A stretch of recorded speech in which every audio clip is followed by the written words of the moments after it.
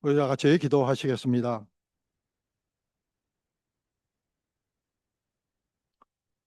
말씀으로 우리를 부르시고 살리시는 하나님 아버지, 이제 주님의 말씀 앞에 서게 하시니 감사드립니다.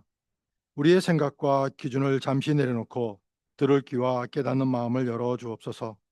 전해지는 말이 사람의 지혜나 능력에 머무르지 않게 하시고 성령님의 역사하심으로 우리 각자의 삶에 꼭 필요한 말씀으로 들리게 하옵소서. 말씀을 전하는 종과 듣는 우리 모두를 같은 은혜의 자리로 불러주셔서 판단하거나 흘려보내지 않고 순종으로 응답하게 하옵소서. 이 시간이 지식이 더해지는 시간이 아니라 믿음이 새로워지고 삶이 변화되는 거룩한 시간이 되도록 은혜 베풀어 주옵소서. Gracious God, who speaks to us and give us life through your word, we thank you for bringing us to this moment before you. Quiet our thoughts, set aside our own assumptions, and open our ears and hearts to receive what you desire to say to us today. May the words proclaimed not rest on human wisdom, but be carried by the power and the work of the Holy Spirit into each of our lives. Unite the one who speaks and those who listen under the same grace, that we may not merely hear, but respond with faith and obedience. Let this be a holy time in which our faith is renewed and our lives are shaped by your trust. We offer this prayer in Jesus' name. 예수 그리스도의 이름으로 기도드립니다. 아멘. 지난 5주 동안 우리는 소그룹 활성화를 위해 하나님 말씀 앞에 함께 서왔습니다. 사도행전의 말씀을 통해 우리는 혼자 드리는 신앙에서 함께 드리는 신앙으로 부르심을 받았음을 들었습니다. 또 고린도전서에서는 서로 다른 우리가 한 몸을 이루며 그 다름이 은사임을 배웠습니다. 에베소서의 말씀을 통해서는 사랑으로 하나 되어 관계 안에서 성숙해 가는 길을 살펴보았습니다. 갈라디아서에서는 서로의 짐을 지는 그 돌봄과 책임의 신앙을 배웠고, 골로새서에서는 갈등 속에서도 용서와 인내로 공동체를 세워가야 함을 들었습니다. 이 모든 말씀은 우리를 한 방향으로 이끌어 왔습니다. 우리는 이 말씀들을 통해 소그룹이 단순한 모임이 아니라 부르심의 자리임을 배워왔습니다. 취향이 맞는 사람들끼리 모이는 그런 자리가 아니라 하나님이 우리를 부르셔서 만나게 하신 자리임을 확인했습니다. 함께 말씀을 듣고 함께 기도하고 함께 책임지는 신앙의 자리라는 것을 배웠습니다. 그래서 지난 5주는 각각 다른 주제처럼 보였지만 사실은 하나의 이야기였던 것입니다. 혼자 신앙에서 함께 신앙으로, 개인에서 공동체로 옮겨가는 그런 여정이었습니다. 오늘 우리는 그 여정의 마지막 말씀 앞에 서 있습니다. 오늘 시리즈의 마지막 말씀은 함께 세워져 가는 집이라는 주제입니다. 지금까지 우리는 함께 부르심을 받았고 서로를 세워왔으며 사랑으로 하나 되기를 배웠습니다. 또한 서로의 짐을 지고 용서와 인내로 공동체를 지켜야 한다는 그런 말씀을 들어왔습니다. 이제 오늘 말씀은 이 모든 것을 하나의 그림으로 묶어줍니다. 우리는 따로 존재하는 사람들이 아니라 함께 지어져가는 집이라는 말씀입니다. 이 말씀이 오늘 우리 공동체에 과연 어떤 의미인지 함께 살펴보고자 합니다.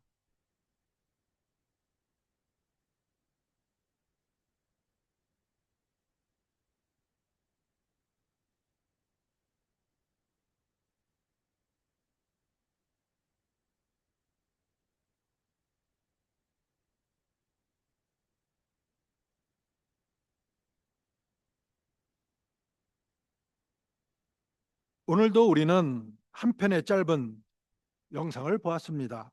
이 영상에는 설명도 자막도 말도 없었습니다.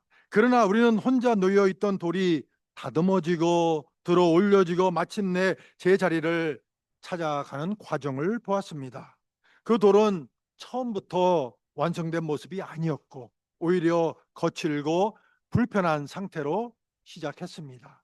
다듬어지는 과정은 아파 보였고 옮겨지는 과정은 불안해 보였습니다. 그러나 그 모든 과정은 돌을 버리기 위한 것이 아니라 함께 세우기 위한 준비였던 것입니다.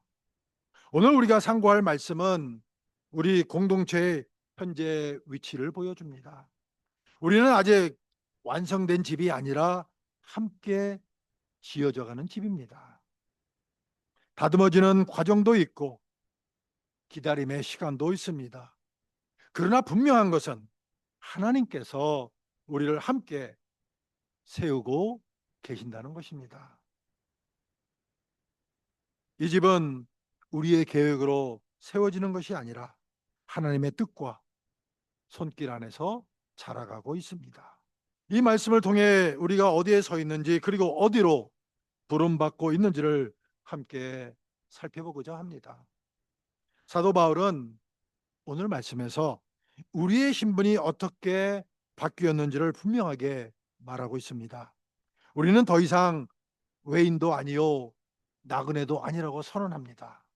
이전에 우리는 하나님 나라 밖에 있었고 약속의 언약들에 대하여는 외인이었던 것입니다.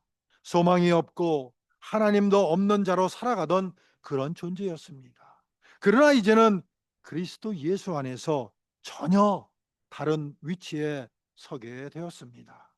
이 변화는 감정의 변화가 아니라 신분의 변화입니다.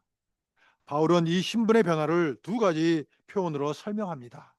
첫째는 성도들과 동일한 시민이라는 표현입니다. 이는 우리가 하나님 나라의 정식 구성원이 되었다는 뜻입니다. 국적이 바뀌듯이 소속이 완전히 달라졌다는 의미입니다. 유대인과 이방인의 구분이 아니라 그리스도 안에 있는 자라는 기준으로 새 공동체가 형성되었습니다. 우리는 더 이상 주변인이 아니라 중심에 초대된 그런 사람들입니다. 둘째로 바울은 우리를 하나님의 권속이라고 부릅니다. 여기서 권속은 가족, 식구라는 뜻입니다. 이는 단순히 함께 사는 사람들이 아니라 한 아버지를 모신 공동체라는 의미입니다. 하나님을 가장으로 모신 한 가족이 되었다는 선언입니다. 이 표현은 신앙을 개인적인 영역에만 두지 않습니다. 신앙은 관계 안에서 살아 움직이게 됩니다. 이 말씀이 중요한 이유는 교회와 소그룹을 바라보는 우리의 태도를 바꾸기 때문입니다. 소그룹은 취향이 맞는 사람들이 모인 그런 선택의 공동체가 아니라는 말씀입니다. 하나님께서 부르셔서 한 가족으로 묶으신 그 부르심의 공동체라는 것입니다. 그래서 우리는 소그룹 안에서 완전히 낯선 사람이 아닙니다. 이미 가족으로 불린 존재들이라는 것입니다. 이 신분의 변화는 책임의 변화를 동반합니다. 가족이 되었다는 것은 서로에게 무관심할 수 없다는 뜻입니다. 시민이 되었다는 것은 공동체의 삶에 참여해야 한다는 뜻입니다. 이제 신앙은 혼자 버티는 일이 아니라 함께 살아내는 일이 되는 것입니다. 바울은 이 선언을 통해 교회의 출발점을 분명히 합니다. 우리는 이미 함께 묶인 사람들이라는 것입니다. 사도 바울은 21절에서 교회가 어떻게 자라가는지를 설명해 주고 있습니다. 그는 성도들이 주 안에서 서로 연결되어 성전이 되어 간다고 말합니다. 여기서 바울이 사용한 표현은 이미 완성된 상태를 가리키지 않습니다. 오히려 지금도 진행 중인 과정을 말해주고 있습니다. 교회는 어느 날 갑자기 완성되는 그런 건물이 아닙니다. 성도 한 사람 한 사람이 연결될 때 서서히 모습을 갖추어 가는 존재라는 것입니다. 바울이 말한 되어가고라는 그 표현은 매우 중요한 의미를 담고 있습니다. 이 단어는 건축 용어이면서 동시에 생물의 성장을 묘사할 때 사용되는 말입니다. 다시 말해 교회는 차가운 구조물이 아니라 살아 움직이는 유기체라는 겁니다. 자라난다는 것은 시간이 필요하다는 뜻입니다. 기다림과 반복, 그리고 인내가 필요합니다. 신앙 공동체는 속도로 완성되는 것이 아니라 관계 속에서 자랍니다. 이 지점에서 우리는 하나의 그림을 떠올릴 수가 있습니다. 이게 어느 건물일까요? Do you know the building? Do you know the cathedral? 그 다음 바셀로나까지 맞습니다. 예. 그 다음 이미지요. 아주 멋있죠. Isn't it beautiful? Okay. 방금 보신 사진은 바르셀로나에 있는 사그라다 파밀리아 성당입니다. 이 성당은 130년이 넘도록 지금도 지어지고 있습니다. 많은 사람들이 묻습니다. 왜 아직도 완성되지 않았느냐고 말입니다. 그러나 이 성당의 가치는 얼마나 빨리 완성되었는가에 있지 않습니다. 처음부터 끝까지 같은 비전과 같은 설계 아래 지어지고 있다는 데 있습니다. 완성되지 않았다는 사실은 실패가 아니라 여전히 살아있고 지어지고 있다는 증거입니다. 바울이 말한 교회도 이와 같습니다. 우리는 이미 하나님의 성전으로 불렸지만 동시에 성전이 되어가고 있는 존재들이라는 겁니다. 지금 우리 공동체가 완벽하지 않다고 해서 잘못된 길에 있는 것은 아니라는 말씀입니다. 오히려 하나님께서 여전히 우리를 다듬고 계신다는 증거일 수가 있습니다. 중요한 것은 지금의 모습이 아니라 방향입니다. 우리는 주 안에서 서로 연결되어 같은 방향으로 자라가고 있는가 하는 그런 질문 앞에 서게 됩니다. 그래서 이 말씀은 소그룹을 바라보는 우리의 시선을 다시 세워줍니다. 소그룹은 완성된 사람들의 모임이 아닙니다. 아직 다듬어지고 아직 맞춰지고 아직 자라가고 있는 사람들이 함께 연결된 자리라는 것입니다. 불편함과 차이가 사라지지 않는 이유는 실패해서가 아닙니다. 그 안에서 하나님께서 여전히 건축을 진행하고 계시기 때문입니다. 바울은 바로 이 점에서 교회의 소망을 말하고 있습니다. 사도 바울은 22절에서 교회의 최종 목적지를 분명하게 밝혀줍니다. 교회는 단지 잘 조직된 공동체가 되기 위해 존재하지 않습니다. 서로 돕고 위로하는 따뜻한 모임에서 멈추지도 않습니다. 바울은 교회가 성령 안에서 하나님이 거하실 처소가 되기 위해 지어져 간다고 말해주고 있습니다. 즉 교회의 목적은 우리 자신이 아니라 하나님의 임재라는 것입니다. 하나님이 머무르시는 자리로 세워지는 것이 교회의 궁극적인 목표라는 것입니다. 이 말씀은 소그룹의 목적을 다시 점검하게 만듭니다. 소그룹은 우리가 편안함을 느끼기 위한 그런 공간이 아닙니다. 물론 편안해야 합니다. 그러나 관계가 좋고 분위기가 좋은 것만으로도 충분하지는 않습니다. 하나님께서 우리 모임 가운데 기쁘게 거하시느냐가 가장 중요한 기준이란 것입니다. 우리가 함께 모일 때 우리 가운데 하나님의 임재가 있는가를 물어야 한다는 것입니다. 교회는 사람 중심의 공동체가 아니라 하나님 중심의 공동체이기 때문입니다. 바울은 이 성전이 그리스도 예수 안에서 그리고 성령 안에서 지어져 간다고 말합니다. 이는 교회의 시작과 과정 그리고 완성이 모두 하나님께 속해 있음을 보여주고 있습니다. 우리가 예수 그리스도를 믿음으로 이 성전의 일부가 되었습니다. 그리고 성령을 의지할 때 이 성전은 계속 자라가는 것입니다. 우리의 열심이나 프로그램이 교회를 세우는 것이 아닙니다. 성령님께서 우리 가운데 거하시고 역사하실 때 교회는 참된 성전으로 자라가는 것입니다. 여기서 중요한 표현은 함께 지어져 간다는 그런 말입니다.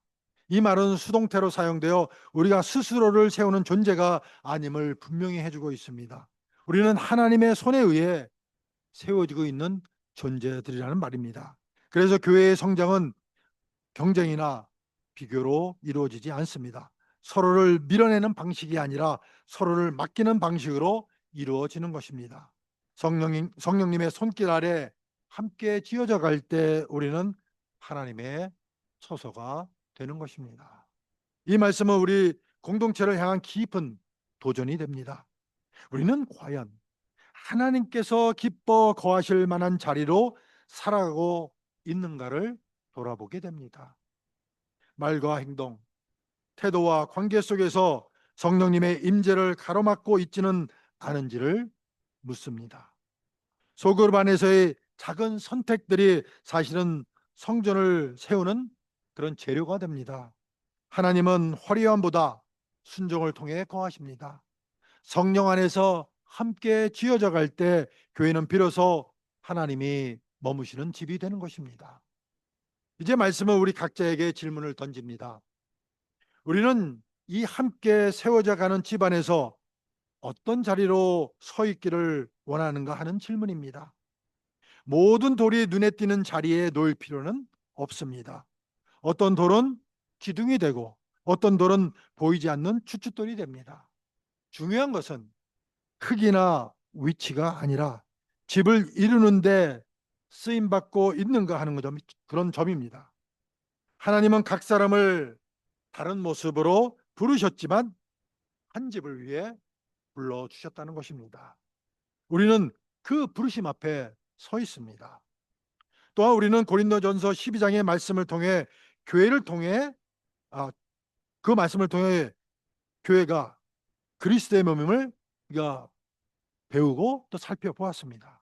몸에는 중요하지 않은 지체가 하나도 없습니다. 눈에 잘 뜨는 손이나 발만 필요한 것이 아니라 보이지 않는 장기 하나라도 없으면 몸 전체가 제 역할을 할 수가 없습니다. 어떤 지체는 앞에 서고 어떤 지체는 뒤에서 받쳐주지만 모두가 필요합니다. 서로 비교할 이유도 스스로를 작게 여길 이유도 없습니다. 하나님께서는 각 지체를 그분의 뜻대로 몸에 두셨고 서로를 필요로 하게 하셨습니다. 이 부르심은 추상적인 선언이 아니라 구체적인 자리로 우리를 이끕니다. 소그룹은 바로 이 부르심이 구체적으로 드러나는 자리입니다. 함께 모여 말씀을 나누고 서로의 삶을 들여다보고 기도하며 책임지는 그런 자리입니다. 때로는 불편함이 있고 갈등처럼 느껴지는 순간도 있습니다. 그러나 그 모든 과정은 우리를 흩어놓기 위한 것이 아니라 더 단단히 연결하기 위한 그런 과정이라는 것입니다. 혼자일 때는 알 수 없던 그 모난 부분들이 함께 할 때 드러납니다.